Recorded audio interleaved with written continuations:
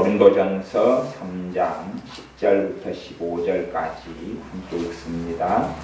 내게 주신 하나님의 은혜를 따라 내가 지혜로운 건축자와 같이 터를 닦아두매 다른 이가 그 위에 세우나 그러나 각각 어떻게 그 위에 세우기를 조심할지니라. 이 닦아둔 것 외에 능히 다른 터를 닦아줄 자가 없으니 이 터는 곧 예수 그리스도라. 만일 누구든지 금이나 은이나 보석이나 나무나 풀이나 지푸로 이 터 위에 세우면 각각 공력이 나타날 터인데 그날이 공력을 밝히리니 이는 불로 나타내고 그 불이 각 사람의 공력이 어떠한 것을 시험할 것임이니라. 만일 누구든지 그 위에 세운 공력이 그대로 있으면 상을 받고 누구든지 공력이 불타면 해를 받으리니 그러나 자기는 구원을 얻되 불 가운데서 얻은 것 같으리라. 아멘. 이 성경은 우리의 구원 얻기에 충분한 말씀이 성경입니다. 또한 하나님의 뜻에 따라 살기에 충분한 말씀이 성경입니다. 그러나 하나님의 말씀이 성경은 우리의 삶에 대하여 모든 것을 이야기해 주지는 않습니다. 우리가 어디에 이사 가서 살아야 될지, 무슨 옷을 입어야 될지, 어떤 헤어스타일을 할지, 아니면 자녀 교육을 어느 대학, 어느 고등학교까지 시켜야 될지 그런 것은 안 나왔다. 그런 말이지요. 그래서 성경은 좀 부분적인 면들도 있습니다. 그래서 우리의 인생과 삶 속에 마지막에 다 되어질 일들에 대해서도 전체 모습까지는 다 안 보여주는 면들도 있습니다. 지금 이제 고린도전서 이 3장의 말씀의 내용을 좀 설명하자면 나중에 어떤 일이 벌어지는데 13절, 3장 13절 보면 각각 공력이 나타날 터인데 그날이 공력을 밝히리니 이는 불로 나타내고 그날에 대한 이야기를 합니다. 그날은 하나님의 날, 그리스도의 날이라고 말합니다. 하나님의 날에 대해서는 구약 성경부터 굉장히 중요한 주제로 반복적으로 나와 있습니다. 하나님의 날. 그 날이 다가오게 됩니다. 언젠가 그 날이 있습니다.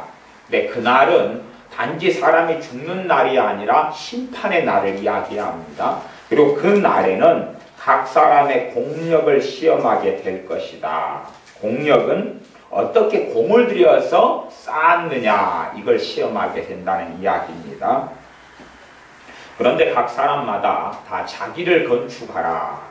하나님의 집인 우리 자신을 건축하라 그렇게 말씀하면서 10절 말씀에는 기초를 먼저 닦아야 되는데 집을 지을 때 되면 기초를 먼저 닦잖아요. 기초를 닦을 때에 그 기초는 하나님의 은혜를 따라 이 터를 닦는데 그리고 그 터 위에 세우게 되는데 건축을 하게 되는데 그러나 각각 어떻게 그 위에 세우기를 조심할지니라. 조심하라는 이야기는 많은 사람들이요 이 자신의 믿음의 집을 짓는데 어느 터 위에 지었냐 하면 자기를 터 삼아서 지은 사람들이 많이 있었습니다.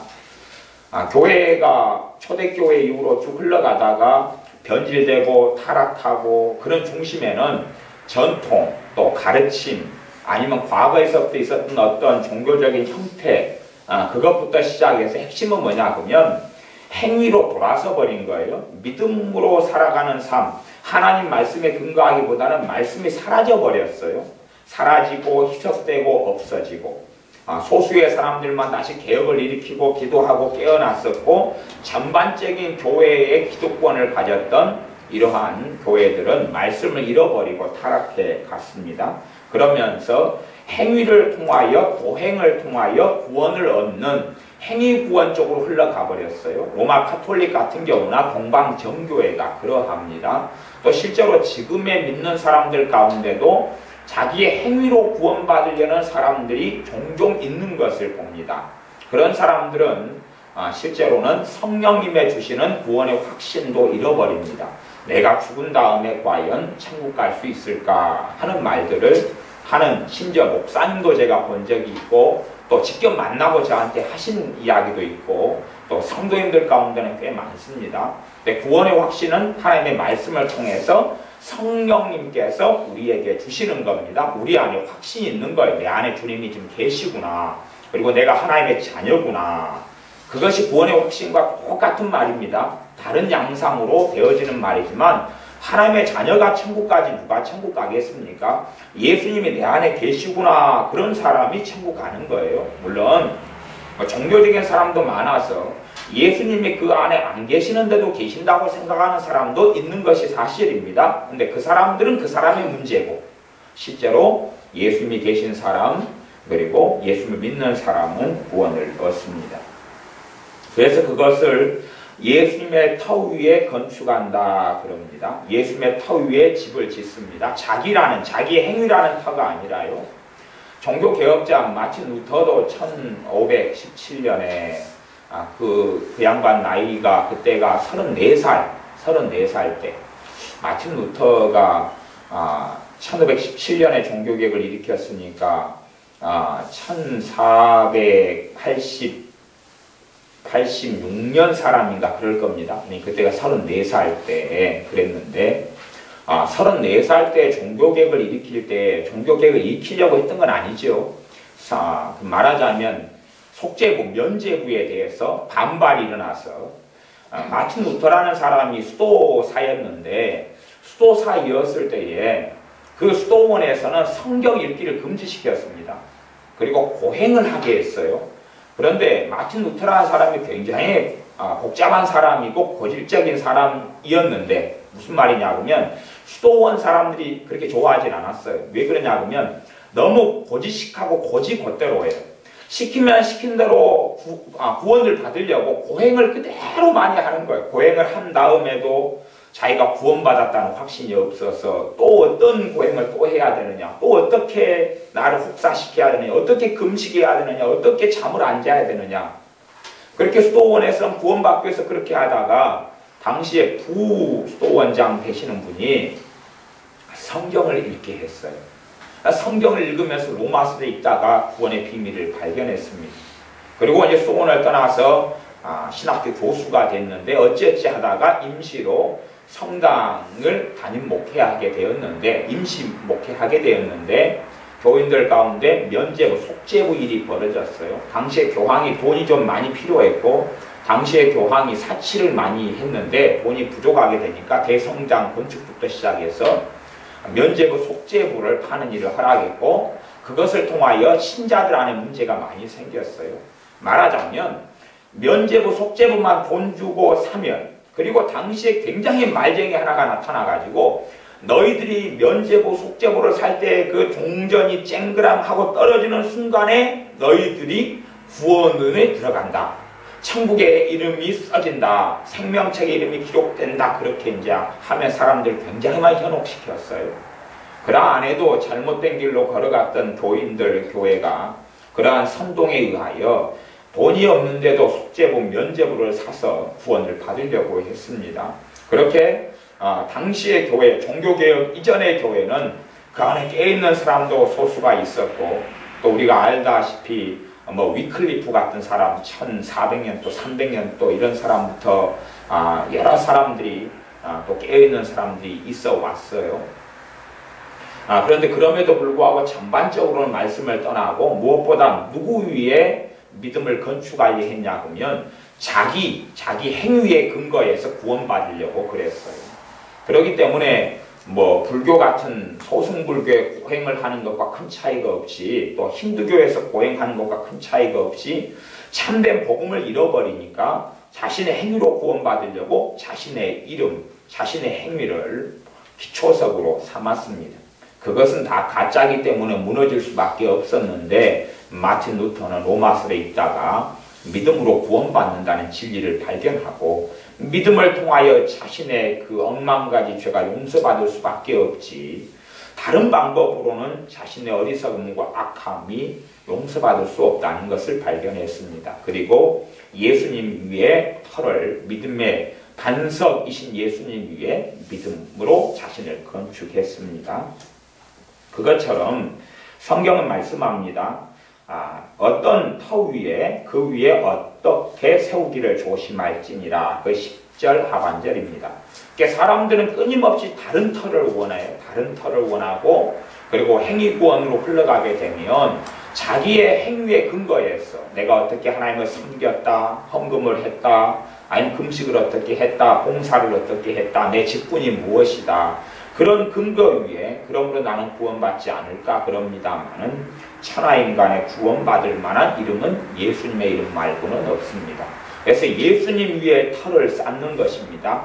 예수님만으로 우리의 죄가 용서받지 다른 길은 없습니다. 우리가 아무리 금식을 많이 한다 해도 금식을 통해 우리 죄를 깨끗게 하지를 못합니다. 실제로 우리가 아무리 기도를 많이 한다 그래도 심지어 회개 기도를 많이 한다 그래도 회개 기도가 우리 죄를 깨끗게 하지 않고 예수님의 피가 우리를 깨끗게 합니다.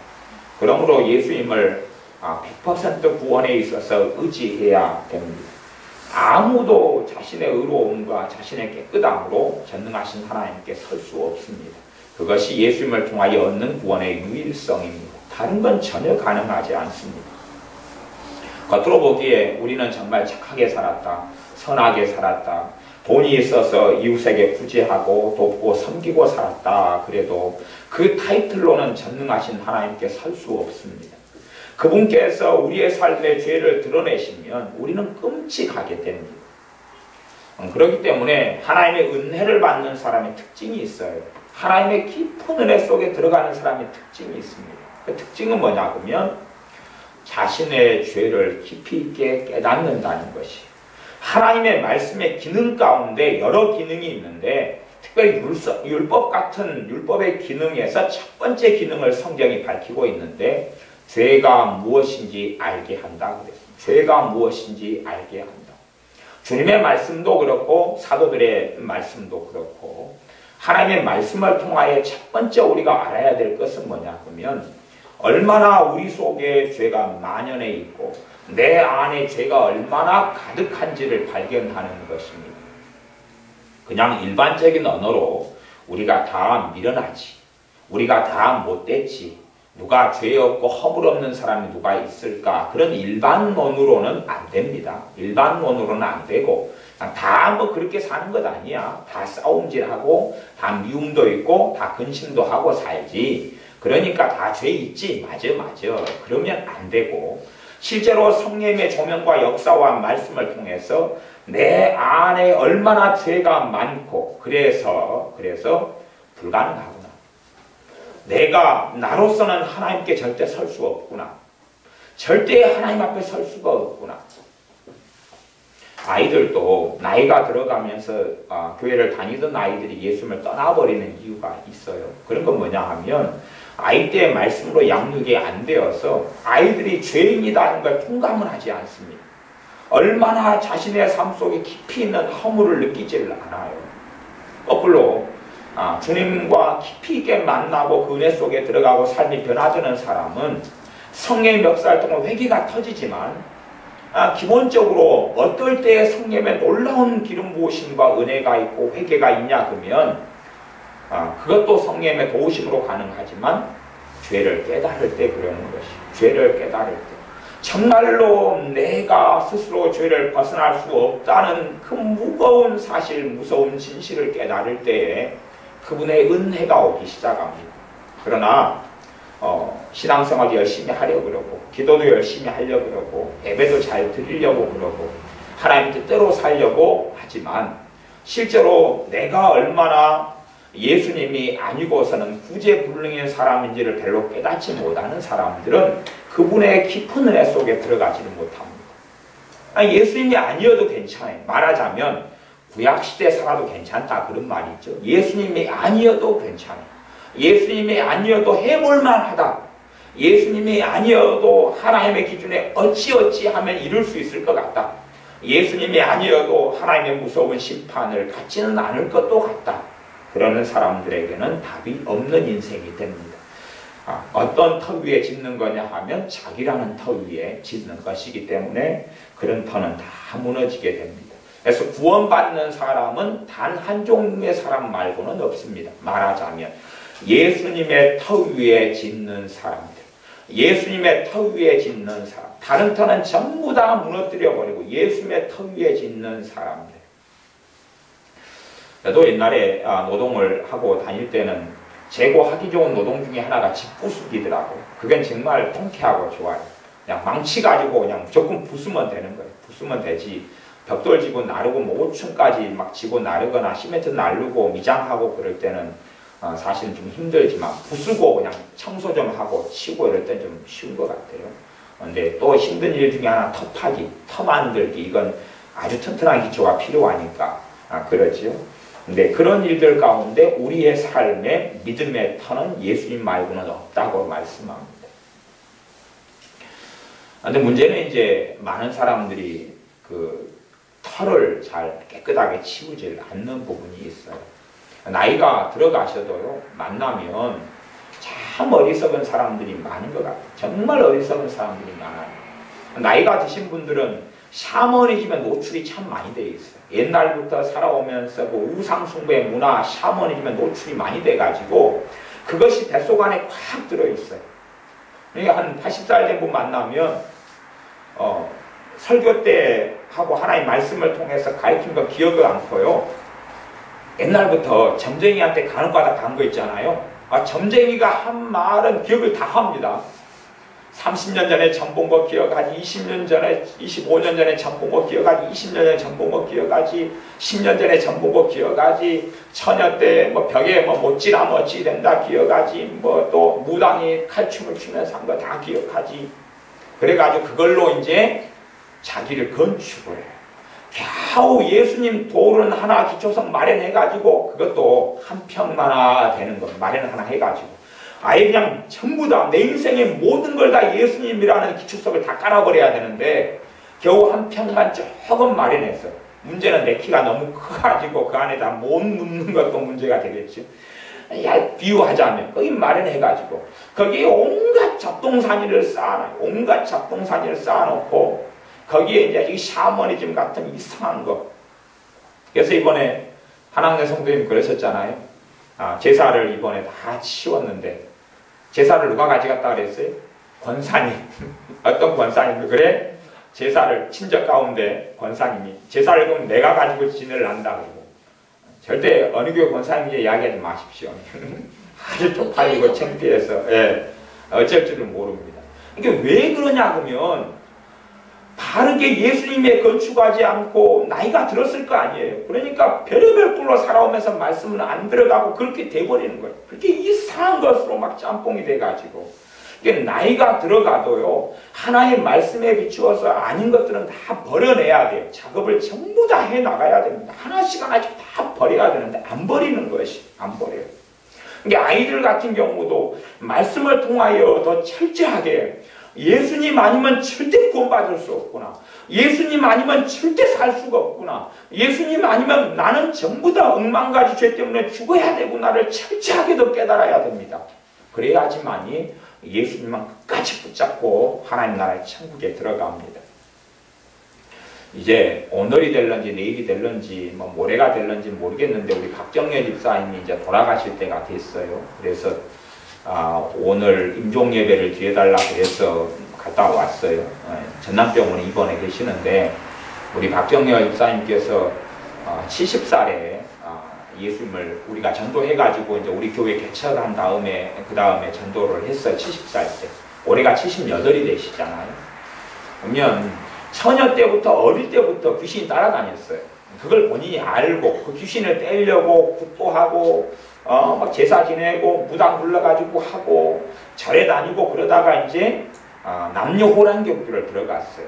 이게 35년간 남녀 호랑교를 들어갔으니까 35살 정도부터 해가지고 10살 때까지 남녀 호랑교를 했어요. 하면서 주변 사람들 다 호랑교 신자 다 만들어놨어요. 얼마 전도를 잘하셨는가. 다 호랑교로 만들어놔가지고 그 집에 신방을 가면 호랭교 주문, 남녀 막 그 주문자 주문자 그거 외우는 소리가 뭐 계속 들려요.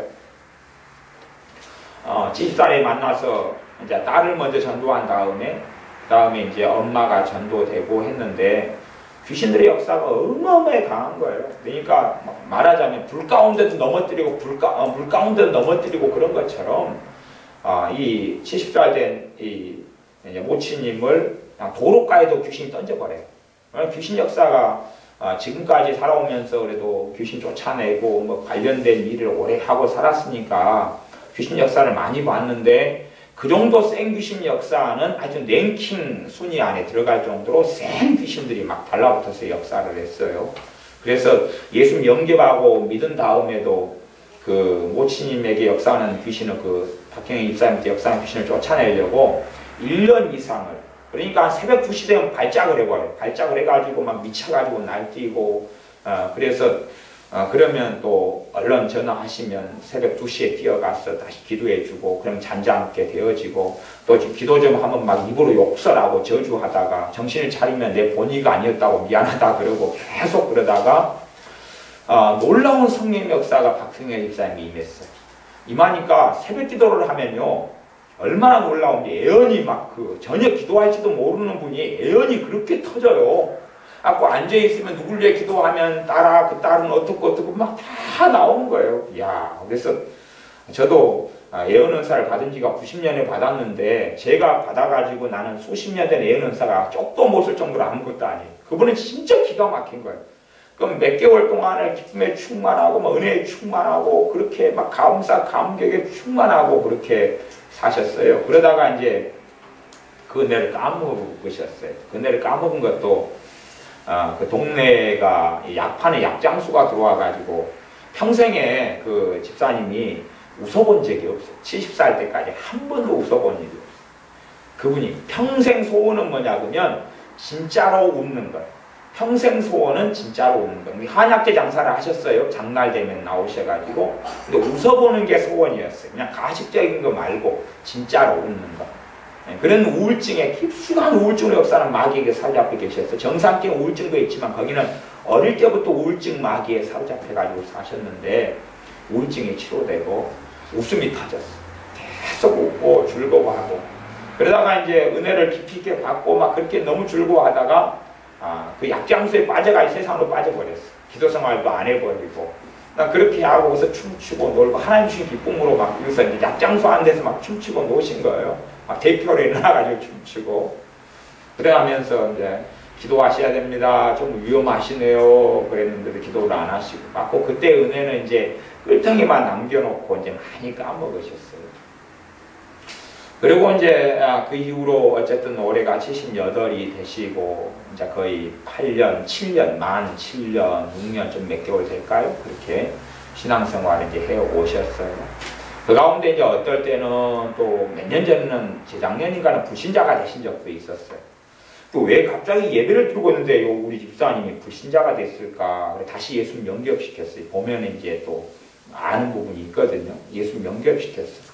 그러니까 마음속에서 완전히 다른 것이 차지해 버리면 그렇게 되는데 그래서 회개시키고 다시 예수 영접시키고 그러다가 이제 우리가 올해 초에는 우리 식구들 가운데 여러분은 아셨어요.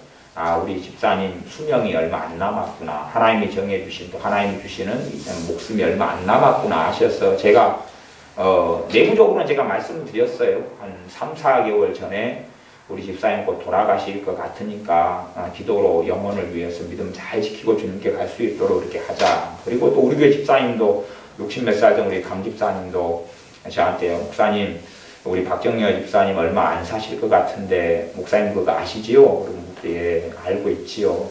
다 아는 사람은 다 알아요. 그러니까 성령의 역사가 동일하니까. 그래서 이제 우리 지연이도 뭐 고등학교 3학년 지연이도 그걸 올해 못 사시겠구나 알아서 다 이야기 서로 하고 그래서 기도를 사실 내부적으로는 해오고 있었어요. 믿음을 잘 지키고 그렇게 주님께 갈 수 있게 해달라.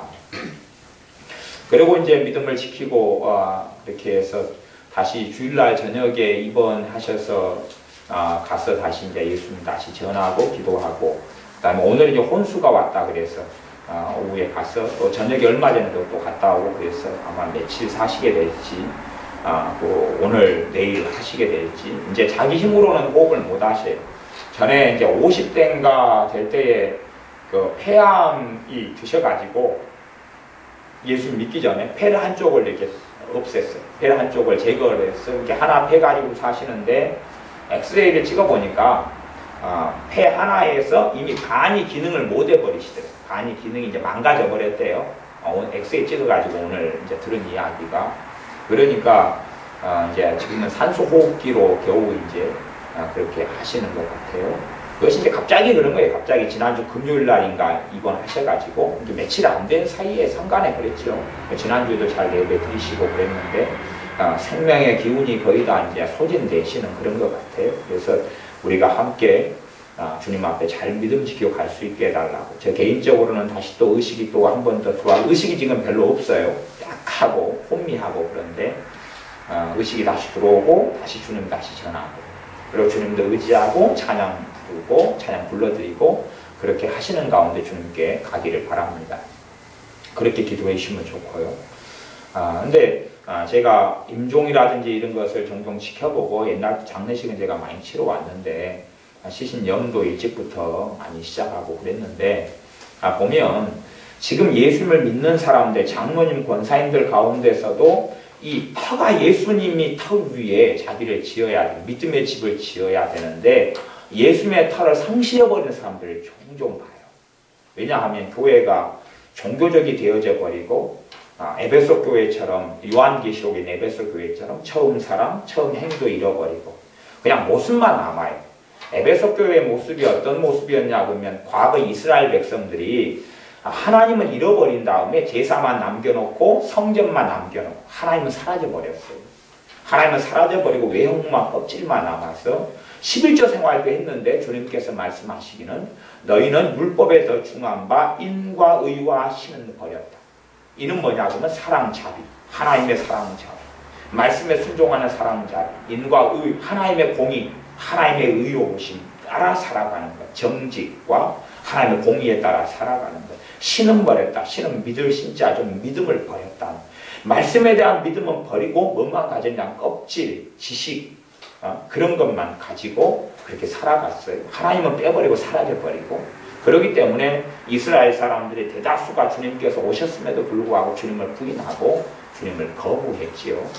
그런데 그런 것처럼 요한계시록에 있는 에베소 교회도 그래서 주님께서 너희가 회개치 아니하면 촛대로 옮겨버리리라. 촛대라는 것은 요한계시록 1장 마지막 절에 보면 7금 촛대는 교회라 그렇게 말씀했어요. 교회에서 옮겨버린다 그런 말은 교회가 아니게 되게 하겠다. 교회는 뭐냐 그러면 우리 한 명 한 명이 교회고 성전이에요. 한 명 한 명이 성령님의 전이에요.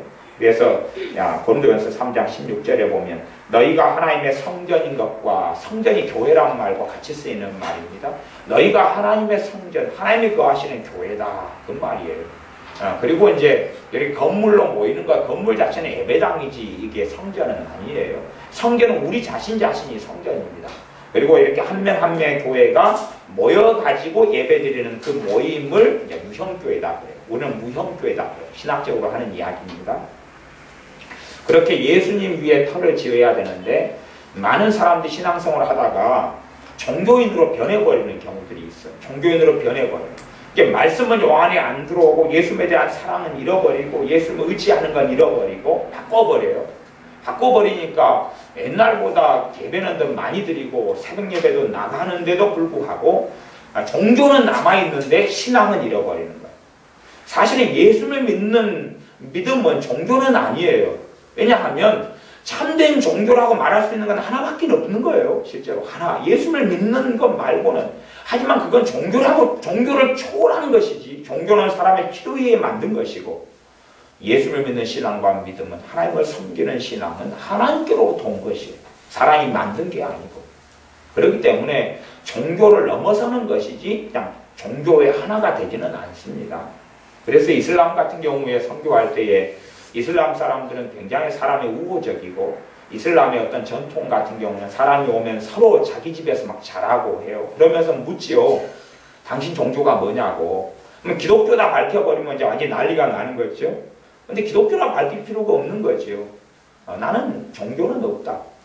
대신에 예수님을 믿는다. 코란에서도 예수님 이야기가 나오고 예수님 선지자 중에 한 명으로 코란에 나와요. 나 예수님을 정말 사랑한다. 그리고 이제 예수님 이야기를 하면 되는 거예요. 그게 이제 이슬람 사람들을 전도하는 지혜 중에 속해요. 그 사람들은 아주 이방인이나 아니면 다른 사람들에서 우호적이기 때문에 그래요. 참 선량한 사람들이 이슬람인데 거꾸로 나아가면 그들의 어떤 그 종교적인 믿음을 지키기 위하여 어떤 일이라도 할 수 있는 사람들이 있지요. 그래야지만이 그들의 행위라는, 그들이 정해놓은 코란이라는 말하는 행위 위에 어떤 걸 지을 수 있기 때문에 그러지만, 진짜 예수님의 사람들은 예수님의 터 위에 지어야 됩니다. 예수님의 터 위에 지어요. 예수님이 사라져버리면 아무것도 아닙니다. 예수님의 터만 있으면 사실은 구원을 받아요. 자, 이제 13절, 14절, 15절 말씀을 제가 읽어보겠습니다. 고린도전서 3장. 각각 공력이 나타날 터인데 그날이 공력을 밝히리니, 어느 때가 되면, 하나님의 날, 예수님의 날이 되면, 심판날입니다. 그날은 공력을 밝히 드러낸다. 우리 안에 터 위에 집을 뭔가를 지었는데 그 집의 재료를 한 3가지 정도, 4가지 정도, 5가지 정도로 이렇게 나와 있네. 12절에 보면, 그러니까 만일 누구든지 금이나 은이나 보석이나 나무나 풀이나 10% 이 위에 세우면, 이 예수님의 터 위에 이제 지어요. 짓는데 짓는 종류 재료가 6가지가 나왔지요. 금, 은, 보석, 나무, 풀, 집 이렇게 세우면 이 세운 공력이 나타나는데, 그날이 하나님의 날, 예수님의 날에 공력을 밝히는데 불로 나타내고, 어떤 식으로 불로 시험을 하는지는 모르겠어요. 그런데 우리 식으로 생각하면 풀, 나무, 금, 은, 보석으로 지어놨으면 거기에 불을 쳐질러 보는 거죠. 그러면 풀은 빨리 다 타버릴 것이고, 집도 그냥 타버릴 것이고, 나무는 좀 오래 가겠지요. 나무도 근데 다 타버릴 것이고, 불이 안 붙고 남는 데는 어디겠어요? 금, 은, 보석으로 지은 데는 불이 안 붙겠죠. 아무리 장작을 떼놔도 따뜻만 하겠죠. 보석집에다가 안에 모닥불을 피워봐야 안에 있는 사람이 따뜻은 하지 보석은 타질 일이 없을 거 아니에요. 끓으면 생길지 몰라도. 이게 금, 은, 보석집은 깨끗한 거예요. 그렇게 시험을 하게 된다. 그럽니다. 불로 나타내고 그 불이 각 사람의 공력이 어떠한 것을 시험할 것이니라. 만일 누구든지 그 위에 세운 공력이 그대로 있으면 상을 받고. 지금 이제 예수님의 터를 가진 사람은 구원을 받습니다. 예수님의 터를 잃어버리는 사람이 꽤 많아요. 참 유감스럽게 현대 교회의 문제. 전에 언제든가 몇 년 전인가 이제 어찌어찌 해가지고 뭐 저 입장에서도 우리가 관계된 분들이 많고 그러니까 제가 장례식을 집례하지 않아도 그 다른 데 장례식 하는 경우에 제가 참여해야 되는 경우들이 있는데, 어떨 때 이제 임종 현장까지 이렇게 보면 제가 목사라도 집례하는 목사님 계시기 때문에 끼어들 수 없는 경우, 제 교인이 아니니까 그런 경우를 보게 될 때도 있었는데, 어떤 분인데 장로님인가 뭐 되는데, 안수집사님인가 장로님인가 되시는 것 같은데, 제가 보기에는 믿음이 없어요. 제가 보기에는 불신자예요. 그런데 그냥 그런 다시금 예수 믿는 거 확인 같은 거 안 하시고 그냥 그 형식적인 그 예배 있잖아요. 형식적인 예배만 드리고 장례 예배라고 하고 그냥 딱 끝내는 거예요. 이 양반이 정말 믿는 사람인지 그렇지 않은지 확인 안 해요. 제가 보기에는 이 양반 의심스러운데, 이 사람 이분 돌아가시면 지옥에 가겠는데, 예수님의 터를 어느 때 없애버렸는데, 그런 분도 있어요. 근데 그냥 종교적이 되어지면 그냥 큰 교회 부르면 부목사님이 와가지고 항상 했던 설교문 있어요. 장례식 때 쓴 설교문 펼쳐놓고 읽어요.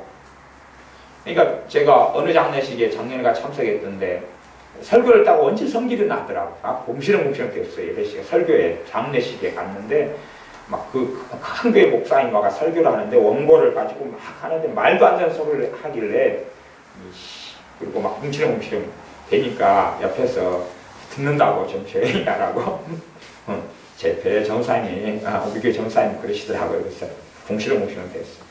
원체 형식적이고 원체 주님은 없고 성령님은 안 계시고 그러한 이제 뭐 형식적인 종교적인 예배를 드리니까, 정말 돌아가신 분이 돌아가시기 전에 시간이 있을 때 다시금 그 영혼과 믿음의 상태를 확인하고, 그리고 다시 회개할 시간을 드리고 주님을 더 찾도록 해드리고 또 그 영혼을 위해 중보기도 하고, 그렇게 해서 부끄럽지 않게 주님께 설 수 있게 도와야 되는데 사실은 그렇게 되기가 어렵고 또 그러한 것을 확인하지 않는 경우가 참 많더라고요.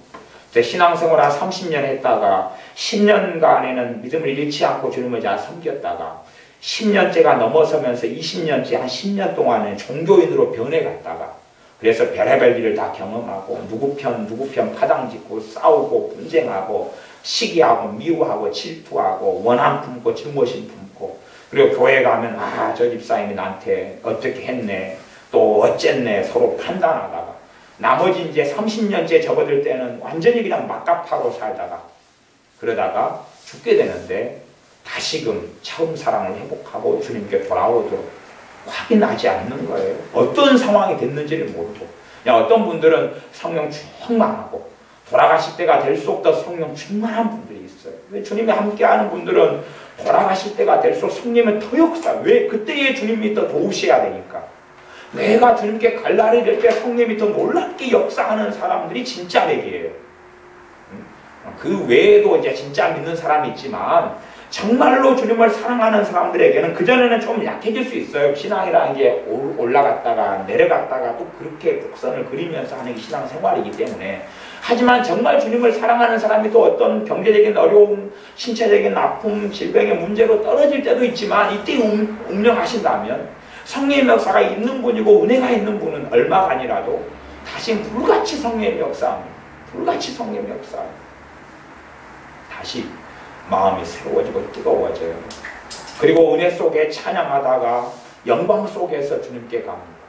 실제로 그렇게 해서 주님께 돌아가시는 분을 저는 거의 보지는 못했어요. 제가 장례식이나 돌아가시는 현장에는 꽤 많이 있었어요.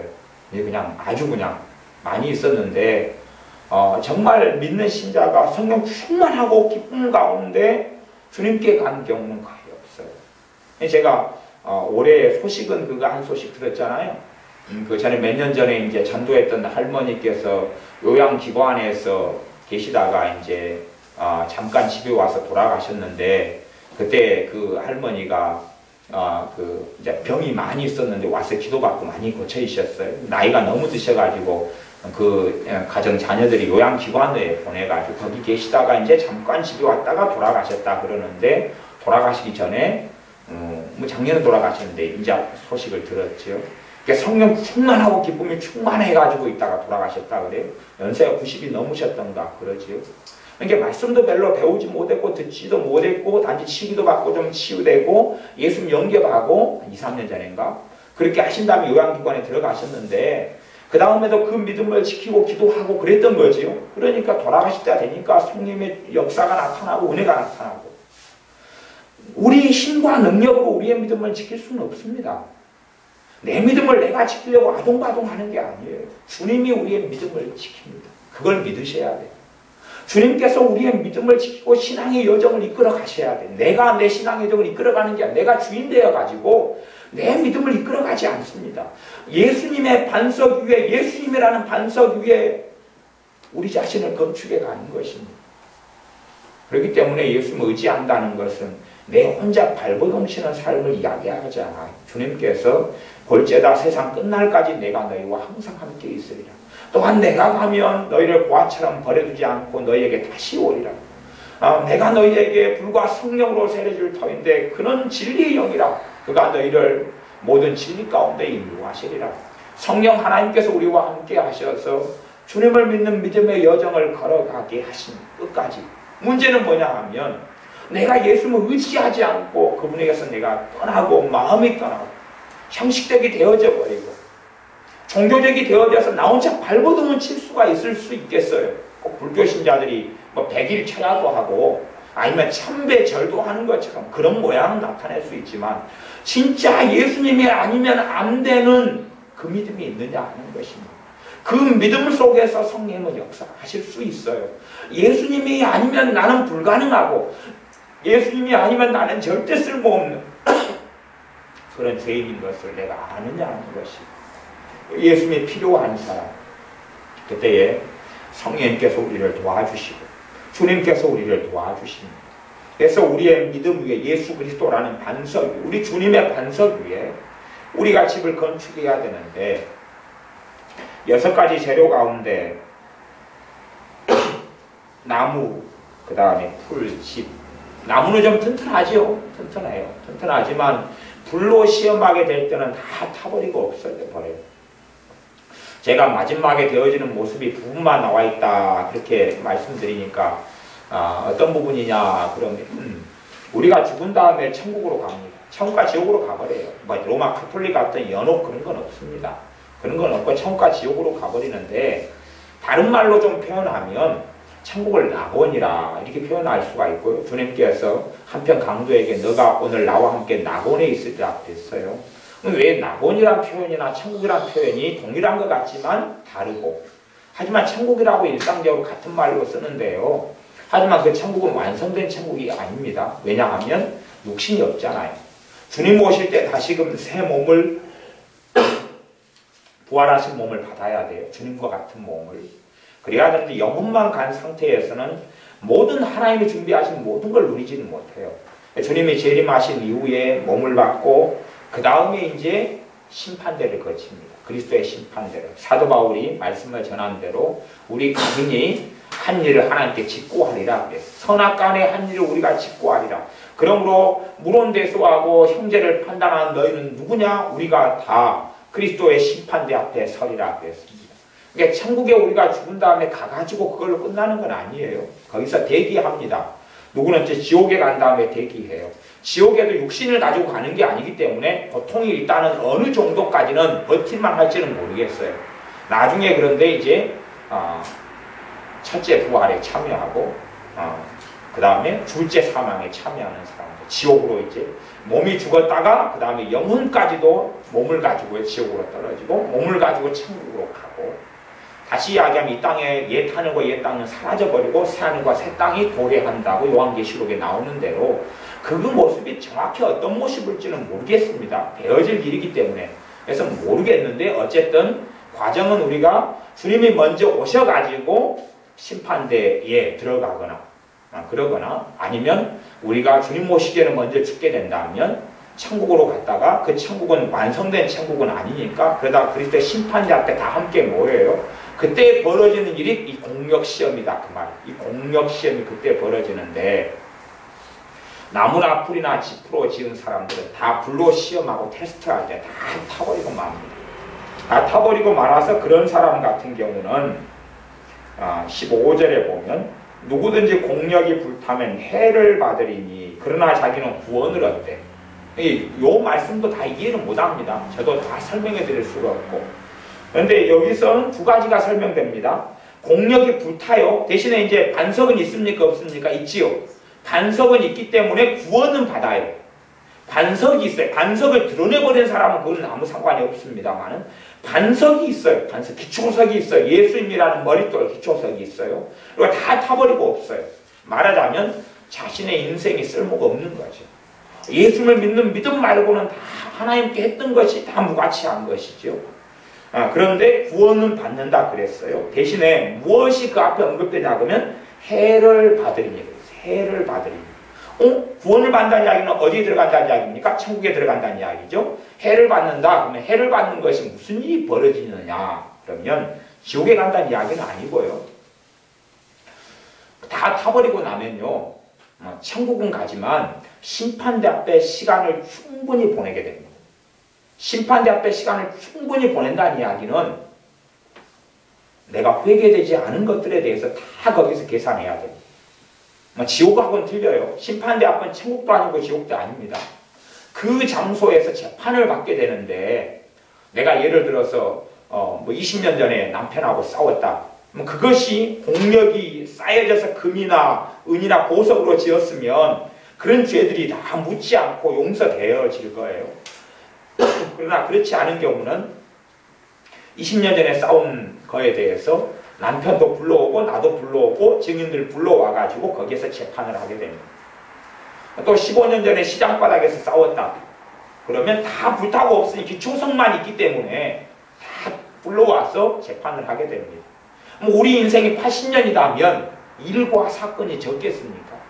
또 내가 누구에 대해서 잘못 판단하고 잘못 비판하고 비난하고 헤아리고 다 모두 다 주님의 심판대 앞에 서서 증인 사람 다 데리고 말하자면 우리 안에 숨어있는 죄가 낱낱이 드러나게 된다는 이야기. 숨어있는 죄가 낱낱이 드러나요. 그것을 해를 받는다 그렇게 표현하는 거예요. 창피하지 않습니까? 내가 어떤 일을 했고 내 마음에 속으로 마음 먹었던 것을. 어떤 미르나 집사님이 계셨는데 남자 집사님이요. 남자 집사님이 계셔가지고 그렇게 아주 골치를 썩였는데 그 집사님이 그랬습니다. 부부싸움이 하도 상황이 안 좋으니까 이제 교회 신앙생활 해보니까 어떤 여자 집사님이 너무나 마음에 들어요. 저 여자분이 내 아내였으면 좋았을 텐데 마음을 먹어가지고 다시 부부관계 회복이 되니까 회개를 했어요. 회개하면서 어리석게 그 집사님 여자 집사님한테 찾아가 이야기했어요. 내가 집사님에 대해서 내 아내였으면 좋겠다 그러고 내가 마음 먹었습니다. 용서해 주세요. 그러니까 그 집사님하고 관계가 좋겠어요? 안 좋겠어요? 안 좋은 거. 그건 이제 숨겨놔야 될 이야기인데 혼자서 묵치고 장구치고 한 거니까 그런 걸 다 이야기하니까 서로 껄끄럽게 되고 교회를 좀 이상하게 만들고 그랬던 거예요. 그런데 이제 그런 것이 이 땅에서는 밝히지 않아야 될 문제가 되겠지만은 심지어 그런 거라도 주님 앞에 섰을 때 다 드러나게 된다는 이야기. 그러면 그런 거라도 드러나면 창피하고 수칠 수 없죠. 근데 그런 사건과 일들이 낱낱이 살아온 인생은 얼마나 복잡하고 일들은 얼마나 많은데 이 공력이 다 불타버리고 나면 그런 일이 그래서 해를 받는다고 표현하는 겁니다. 단지 예수님 믿는 믿음 말고는 내 어리석은 삶에 있어서 용서 못한 부분도 있고 내가 회개하지 못한 부분도 있고 내가 거짓말을 다 그치지 못한 부분도 내가 과장하고 거짓말한 부분도 전부 다 낱낱이 다 드러나게 되는 일이 벌어집니다. 그러나 우리가 예수님을 닮아가고 내가 예수님을 닮아간다는 것은 그 은혜 속에 살아가고 주님 앞에 더 가까이 나아가고 내가 샤머니즘이나 어리석은 것들을 다 내려놓고 하나님 말씀 안에 신앙을 건축하고 믿음을 건축하고 하나님 말씀을 통하여 살아있는 하나님의 은혜와 능력을 체험하고 주님을 더 위해서 살아가고 성령님께서 우리 안에 역사하시는 대로 부족하지만 한 걸음 한 걸음 걷고 그것이 이제 금이나 은이나 보석으로 집을 짓는 것입니다. 그때는 불을 태워도 탈 것이 없는 거죠. 탈 것이 없어요. 괜히 그냥 금으로 지은 집에 불은 안에서 모닥불 피우고 캠프파이 해봐야 따뜻하고 재미날 뿐이죠. 그러지 그것이 금이나 은이나 보석을 태우지는 못합니다. 그런 사람들은 뭘 받느냐 그러면 14절에 보면 만일 누구든지 그 위에 세운 공력이 그대로 있으면 상을 받는다. 이것이 그리스도의 심판대 앞에 벌어지는 일입니다. 예수님의 사람들도 다 심판을 받게 됩니다. 이것이 이제 부분적으로 성경의 사도들을 통하여 반복적으로 나와 있는 하나님의 심판에 대한 교리입니다. 단지 불신자만 심판을 받는 게 아니라 신자도 심판받는다고 여러 번 걸쳐서 말씀합니다. 근데 유감스럽게 요즘에 믿는 사람들이 물질 만능주의에 빠지고 성공주의에 빠지고 그러는 것은 신자에게 심판이 있다는 것을 이해하지 못하기 때문에 그렇습니다. 야고보서 말씀에도 선생된 자들은 더 큰 심판을 받고 교회의 목회자들, 우리들과 저희들 저 같은 사람들은 더 엄정하고 더 큰 심판을 받게 되고 그리고 하나님의 심판이 시작되는데 교회에서부터 하나님의 집에서부터 하나님의 심판이 시작된다. 말하자면 교회는 신자라 그랬어요. 단지 건물이 아니라 그러면 신자부터 하나님의 심판하기 시작한다고 성경은 명백하게 이야기했습니다. 어떤 모양과 어떤 모습으로 나타나든지 간에 하나님의 심판이 임하면 신자들부터 심판이 들어가는 것이에요. 그러지 신자들의 심판에서 면제다 그렇게 되지는 않습니다. 그렇기 때문에 여러분의 삶 속에서 내가 정말로 예수님의 털을 첫전에 잃지 않아야 되는구나. 예수님을 믿는 믿음이라는 털을 절대 잃지 말아야 되는구나 하나를 반드시 명심하셔야 되고 그래서 내가 억만 가지 죄 속에 내가 살지만 예수님을 통하여 내가 구원받고 내가 내 행위로는 절대 하나님께 설 수 없다는 것 단지 예수님의 대속을 통하여서만이 내가 하나님께 설 수 있다는 그 믿음의 털을 반드시 닦아야 됩니다. 그렇기 때문에 그 털을 닦는 사람들은 3장 23절 속에 더 깊이 들어갈 수 있는데 3장 23절 말씀은 너희는 그리스도의 것이요 그리스도는 하나님의 것입니다. 우리가 예수님의 것이라고 그럽니다. 예수님의 것이다.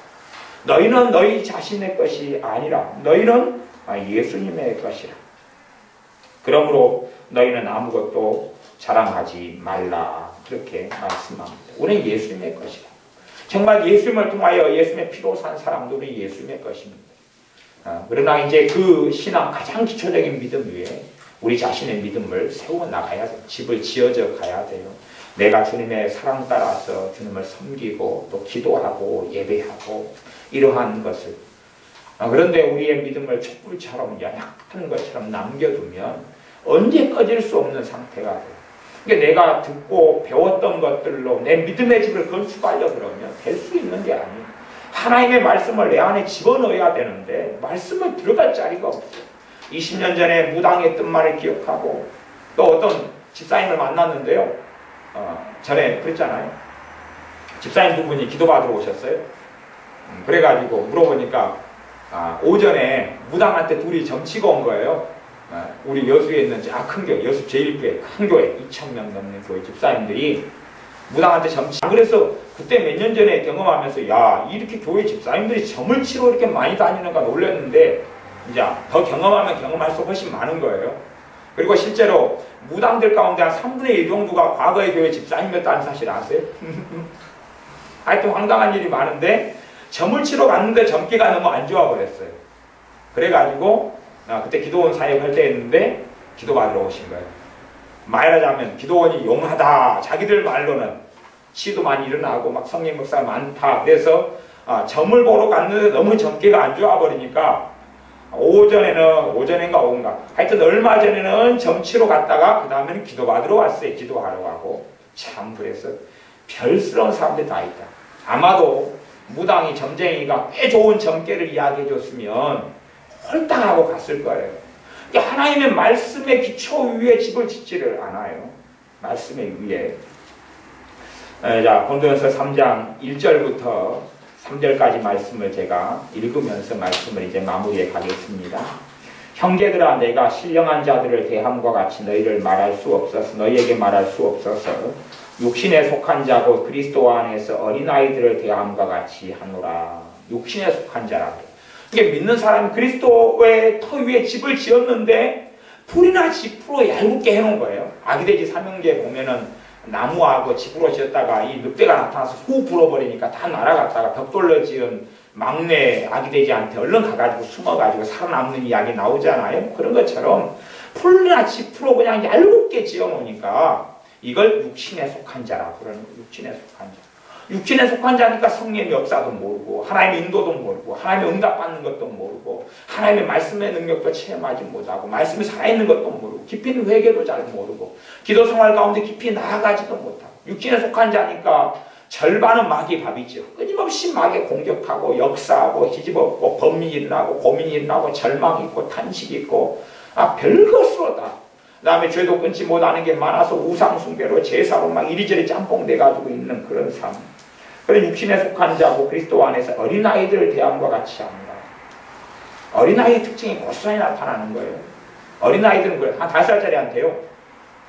야, 니 진짜 아빠 자식 아니야. 이 다리 밑에서 주워왔어. 몇 번 이야기하면 5살짜리가요. 다리 밑으로 갑니다. 몇 번 이야기하면. 그리고 막 겁을 주면서 이야기하면 애가 엉엉엉 울면서 갑니다. 그럼 몇 번 이제 어떤 집에는 삼촌이 그 장난을 쳤잖아요. 그러니까 애가 저녁에 밥 먹어야 되는데 애가 집에 안 들어오는 거예요. 그래서 애가 도대체 어디 갔냐 그랬더니 다리 밑에 가 있는 거예요. 왜 그러냐 했더니 삼촌이 자기는 진짜 자식이 아니라는 거예요. 그러니까 어린아이의 특징은요. 이제가 대까닥 하는 겁니다. 뭐가 없으니까요? 말씀이 없으니까. 그래서 2절 말씀에 보면 내가 너희를 젖으로 먹이고 밥으로 아니하였노니 이는 너희가 감당치 못하였거니오냐 지금도 못하리라. 단단한 것 하나님의 말씀은 젖과 그 다음에 밥으로 비교하는데 말씀을 극단적으로 두 가지로 분류하면 밥의 말과 젖의 말 두 가지로 나누어요. 근데 어린아이 신자가 다시금 들어야 될 젖을 지금도 먹을 수밖에 없는 지경이다. 근데 문제는 젖도 잘 안 먹는 사람이 있어요. 아이가 태어난 다음에는요, 태어나기 전까지는 엄마가 뱃속에서 엄마가 먹은 양분 음식이 그대로 아이에게 영양분으로 갑니다. 그러다가 이제 태어난 다음에는 여러분이 아이를 잘 보십시오. 우리 정교사님 셋째 진우가 태어나서 그래도 나중에 우리 정사님 환갑 넘어도 애가 이제 초딩이 조금 넘죠. 근데 진우가 태어났어요. 태어난 다음에 특징이 있잖아요. 특징이 뭐냐 그러면 젖병을 입에 물리면 누가 빨지요? 누가 엄마 아빠가 대신 빨아줍니까? 애가 빨죠. 밥을 먹여도 애가 씹어요. 물론 엄마가 씹어가지고 뱉어줄 수는 있어요. 옛날에 이유식이 없을 때는 엄마가 씹어가지고 이렇게 숟가락에다 뱉어가지고 먹였어요. 요즘에는 아무도 안 그래도 더럽다고. 옛날 요즘 이유식이 발달해요. 그런데 어쨌든 젖병을 물려도 애가 빨아야 됩니다. 특징은 그거예요. 하나님의 말씀은 내가 먹어야 돼요. 하나님 말씀은 내가 받아들이고 내가 먹어야지 내 믿음이 성장합니다. 하나님 말씀은 내가 해요. 그래서 젖을 먹일 때 내가 먹어야 되는데 젖이라는 하나님의 말씀이 없이는 생명을 유지하기 어렵다는 거예요. 생명을 유지하기 어려워요. 말씀이 내 안에 안 들어오고 내가 지금까지 살아왔던 경험, 체험, 아까 무당이 했던 말, 점자애가 했던 말로 내 마음을 채우고 자기가 했던 경험으로 성경을 이상하고 알량하게 보거나 듣거나 그렇게 살아가면 그래서 어떤 최근에 천주교 신자 한 분이 저한테 연락을 하셨다고 그랬어요. 제가 그 인터넷에 설교가 계속 올라가니까 뭐 여러분들이 설교를 많이 듣고 연락을 하시는데 그 중에 한 분이 천주교 신자였는데 목사님 설교 요즘에 듣고 은혜 참 많이 받습니다. 저는 천주교 신자인데요. 목사님 그러나 한 가지 부탁드릴 게 있습니다. 마리아님은 살아계시니까 마리아를 우상숭배라고 말씀하지 말아주세요. 제가 꿈에서도 마리아를 만나고 마리아가 했던 그 뭐라 하더라? 성모 마리아를 안 보고 걔네들은 또 다른 말로 하더라고요. 하여튼 성모 마리아님께서 소위 말하자면 자기한테 어떤 계시를 주셨는데 그게 다 맞았다고.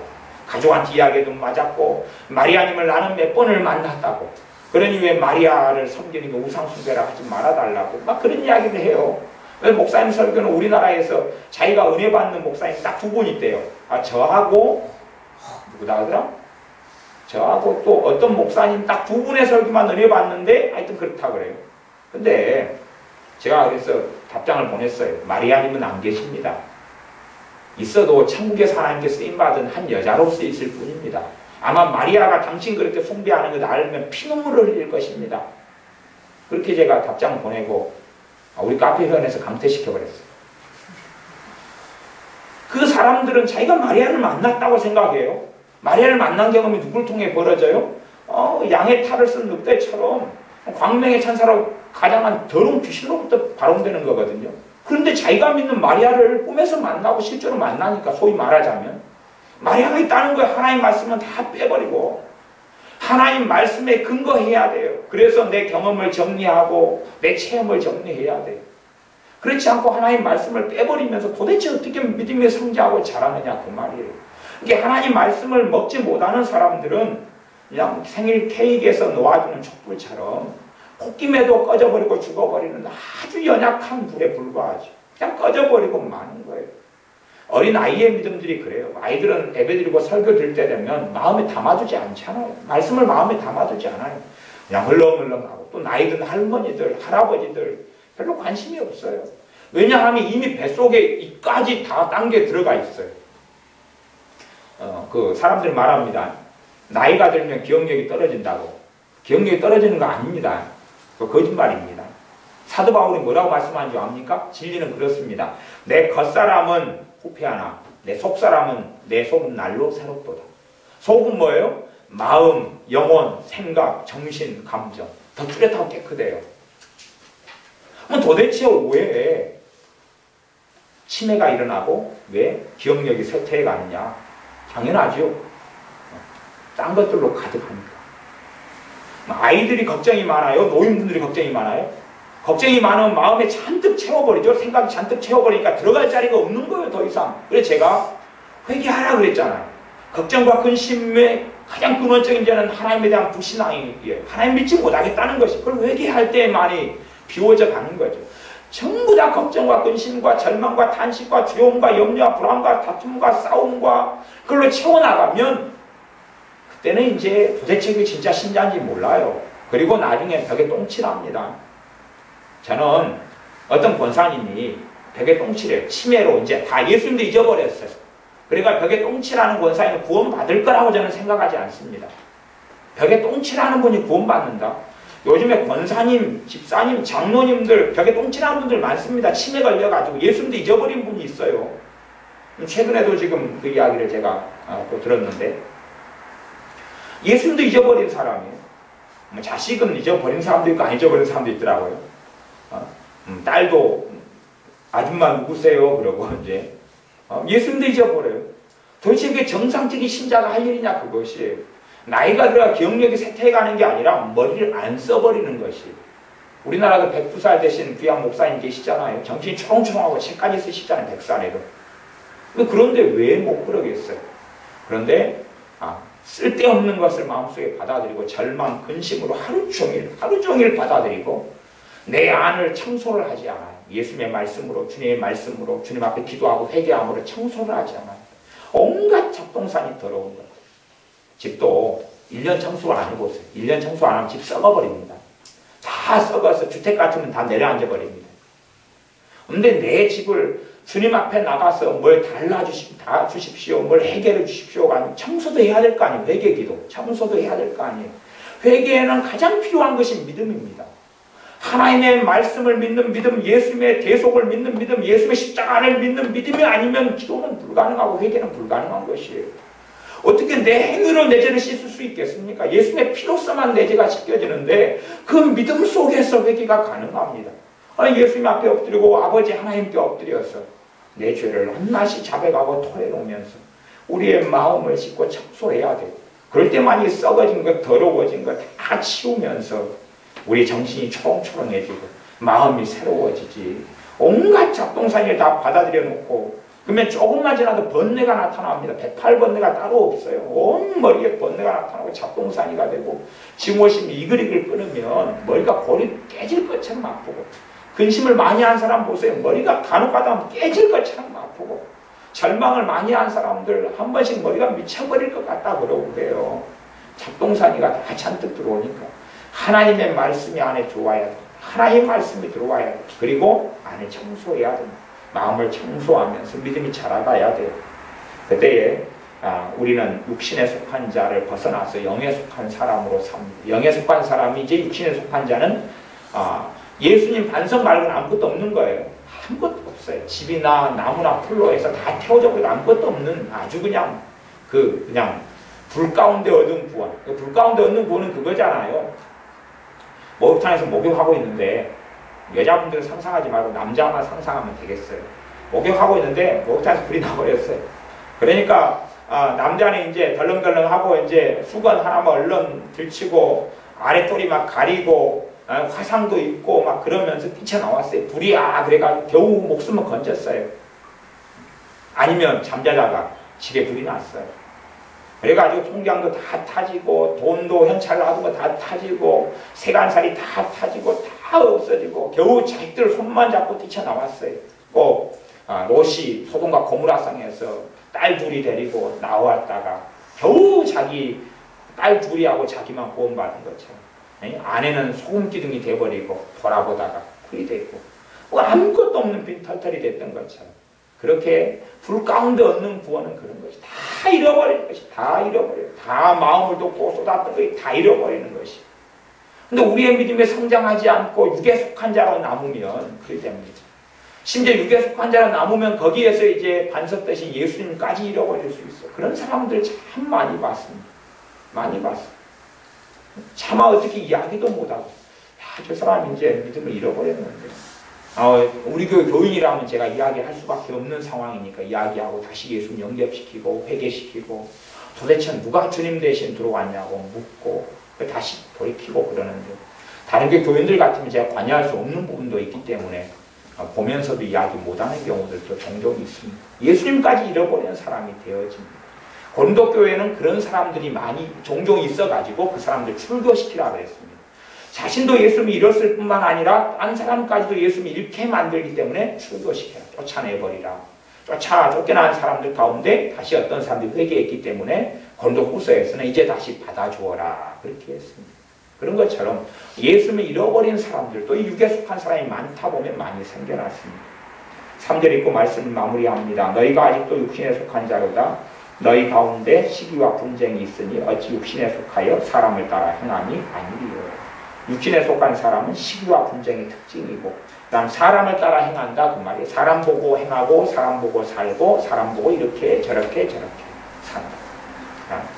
절대 예수님이라는 반석을 잃지 마십시오. 예수님이라는 반석을 뽑아버리면 기초가 다 사라지면 아무리 높은 집이라도 다 무너집니다. 기초가 다 사라지면 아무리 좋은 아파트 20층짜리라도 한순간에 다 무너집니다. 기초를 빼고는 기초 대신 예수님이 아니고서는 아무도 전능하신 하나님도 설 수가 없습니다. 그러나 예수님이 계신 사람은 그 영원히 구원받습니다. 여러분의 힘과 능력이 아니라 예수님의 사랑으로 그분의 십자가를 통하여 우리는 구원받습니다. 그리고 그 위에 이제 우리가 육신에 속하여 살아가는 게 아니라 말씀 따라 살고 주님을 사랑하고 주님을 사랑함으로 예배하고 주님을 사랑함으로 기도하고 또 하나님의 말씀을 내가 채우고 내 안에 있던 샤머니즘과 어리석은 것과 쓸데없는 것을 내어버리고 죄를 회개하고 또 우리의 믿음이 성장함에 따라서 성령의 주신 은사와 은혜를 따라서 내가 봉사하고 섬기고 내가 주님과 함께 따라가는 그 삶의 여정을 통하여 우리가 금이나 은이나 보석으로 우리 반석 대신 예수님의 위에 우리의 집을 짓게 됩니다. 그렇게 섰을 때에 주님 앞에 서게 되면 상을 받고 부러움이 없게 됩니다. 우리 함께 기도하실 때 박정희 집사님 위해서 기도하시고 또 우리의 삶 속에 정말로 우리가 금이나 은이나 보석으로 예수님 반석 위에 예수 믿는 믿음 위에 우리의 믿음의 집을 건축할 수 있도록 그렇게 기도하시기 바랍니다. 기도하겠습니다. 아버지 하나님, 우리의 믿음의 여정을 모두 다 잘 달려갈 길을 마치고 잘 마무리할 수 있도록 복을 주시옵소서. 무엇보다 우리의 영혼을 또 사랑하는 박정예 집사님의 영혼을 주님께 맡겨드리오니 그 영혼을 받으셔서 의식이 초롱초롱한 가운데 주님을 찬양하고 기도하며 야곱이 침상머리에 서서 하나님께 경배하고 하나님께 갔던 것처럼 그렇게 주님을 찬양하고 감사하다가 믿음 가운데 아버지의 나라에 가게 하여 주시옵소서. 또한 우리는 살아생전에 다시 오시는 주님을 배울런지 아니면 먼저 주님께 떠날런지 알 수 없으나 세상에 매여서 걱정에 매여 근심에 매여 살아가지 아니하고 주님의 사랑에 매여 살고 성령 하나님의 도우심과 인도하심과 진리의 길에 따라 사는 우리들이 되게 하여 주시옵소서. 주님의 사랑을 가득히 체험하여 주님의 사랑을 우리가 누릴 뿐만 아니라 사랑의 사람들로 가정에서 직장에서 일터에서 이웃 간에 살아가는 그러한 주님의 빛으로 소금으로 우리가 살게 하옵소서. 예수님의 이름으로 기도하옵나이다. 아멘.